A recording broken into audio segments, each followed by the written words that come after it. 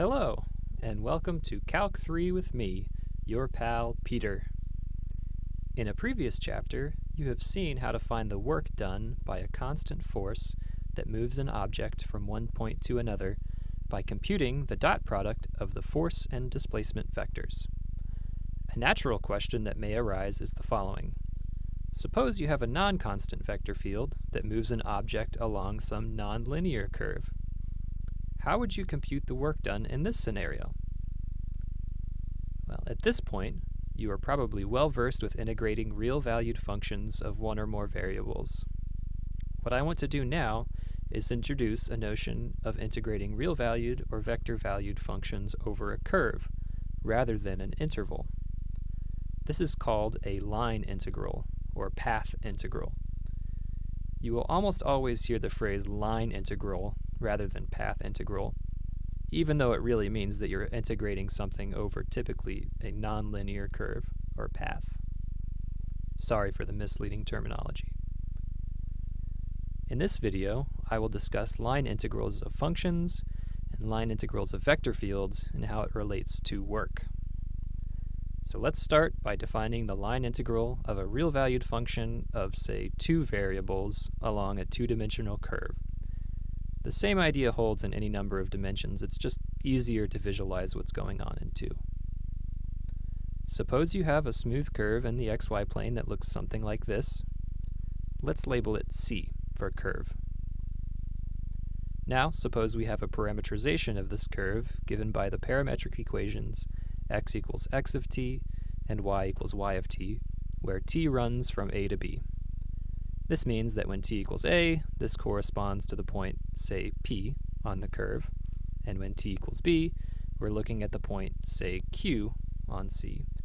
And for any other point R on C, there's some t star between a and b such that R is the point x of t star comma y of t star.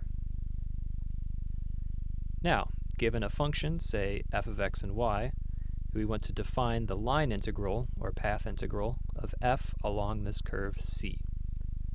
To do this, we partition the parameter interval a comma b into n subintervals, which partition C into corresponding subarcs.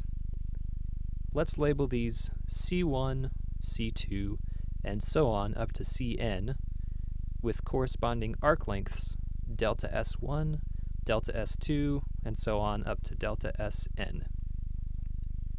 In each subarc, Ck, we choose an arbitrary point, call it Pk. So there's some parameter, say Tk star, in the kth parameter subinterval, such that x of Tk star, comma y of Tk star is the point Pk. Then we form the following Riemann sum-looking quantity. The sum from I equals 1 to n of the function evaluated at the points times the arc lengths. Finally, to define the line integral of f along C, we take the limit as the number of subintervals or subarcs tends to infinity.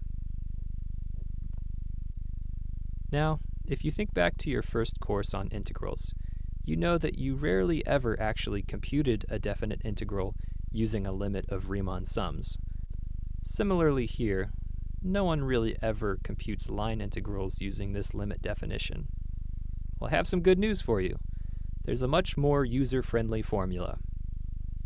It turns out that the right-hand side actually converges to something we can handle. In particular, let's call our curve parametrization vector function r of t. Again, t runs from a to b. The thing on the right-hand side converges to this definite integral from a to b of f evaluated on the parametrization times the magnitude of the derivative of the parametrization. You might be thinking, why? Well, let me give you an idea of where this comes from. Let's think about this ds thing. What does it mean to integrate with respect to arc length? Well, if we want to compute the arc length function for our curve C, remember we have this handy formula. The arc length at any time, say s of t, is the definite integral from a to t of the magnitude of the derivative of the parameterization. Well, remember differentials? Let's take the differential of s to get that ds is exactly what it should be. Furthermore, since the xy coordinates on our curve are determined by the parameterization, let's replace x and y and ds above to get the formula. Of course, this isn't totally rigorous, but just a sketch of the ideas. If you want more details, open your favorite calculus book or visit your instructor's office. A geometric interpretation of this line integral is the following. Suppose f is non-negative and looks something like this. If we were to create a fence along the curve c, with height determined by the function values of f above c, the line integral tells us the area of one side of the fence.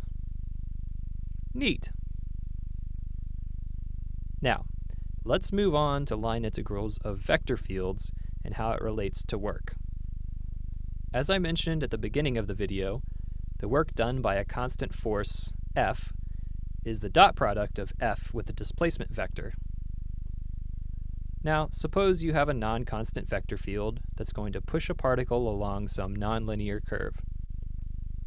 As before, we split this curve into a bunch of subarcs, each with lengths delta sk. And again, we pick arbitrary point, say pk star, in the kth subarc that corresponds to some parameter, call it tk star. Notice that if the number of subarcs is very large, the particle moving from point pk-1 to pk is approximately the same as moving along the direction of the unit tangent vector at tk star. It turns out that the total work done by the vector field F is the limit of this kind of Riemann sum, where t is the unit tangent vector for our curve. This definition of work is also how we define the line integral of a vector field, which is denoted by the integral over c of f dot t ds. Once again, fortunately for us, there's a user-friendly formula to compute this thing. And I'll wave my hands a bit to give you an idea of why this is true. First, I'm sure you all remember the formula for the unit tangent vector.